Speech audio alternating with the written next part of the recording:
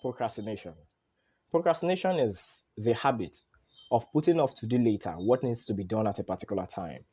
It can also be said to be the needless prolonging of the execution of a task.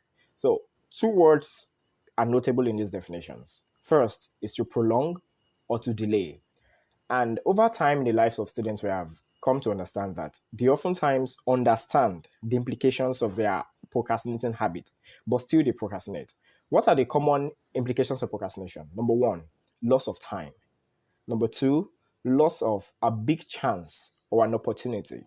Number three, a loss of the sense of urgency or a sense of the purpose of the action to be taken. And then number four, it puts the student at the risk of failure or performance drop.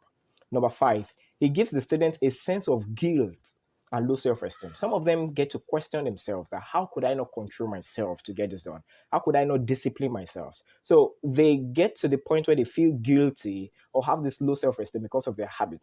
Then next, it gives them this unnecessary and unhealthy pace and pressure when they start off to do what they ought to do at the late hour. So students that do things at the late hour put themselves under unhealthy pressure of execution of the task. Now, for us as students, how can we overcome procrastination?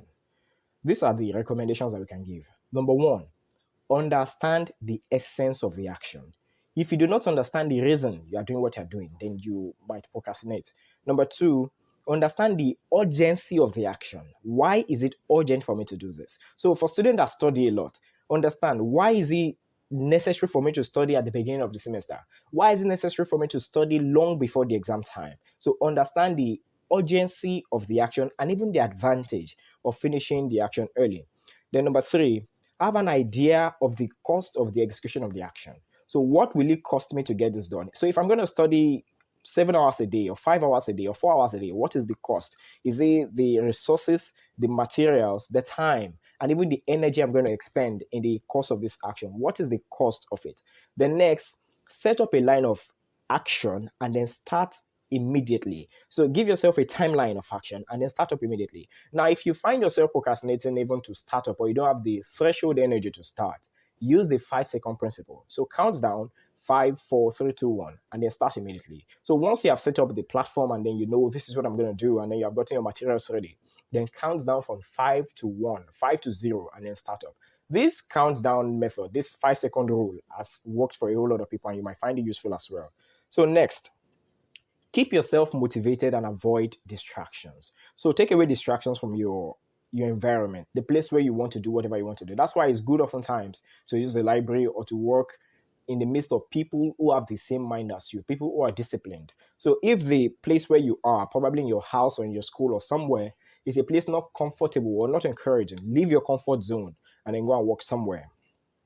Then next, leave your comfort zone if possible. Like I said, that you have to leave your comfort zone if it does not support the execution of the action. And then work with a time constraint and take necessary breaks. So you have to give yourself a time constraint. If you do not give yourself a time constraint, you might find out that you might be prolonging the finishing of that task. What might take you 4 hours to do can take you 4 weeks to do.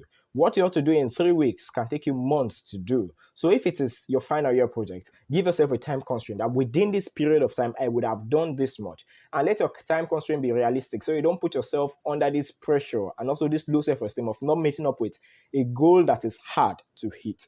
And finally, build your self-confidence and work to win.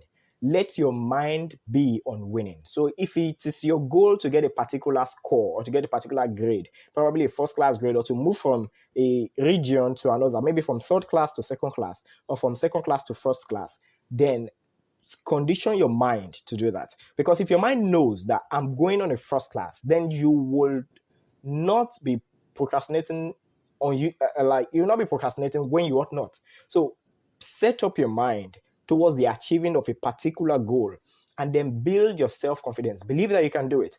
Oftentimes we find that students who have failed before tend to believe that they can achieve what they ought to achieve. Forget the past. Look at the goals that you have achieved. Look at the past success that you've made, and don't look at the failures that you had. And where you have conditioned your mind, then determine to get it done. discipline yourself, and work as hard as possible. So that's all that we have for you today about procrastination.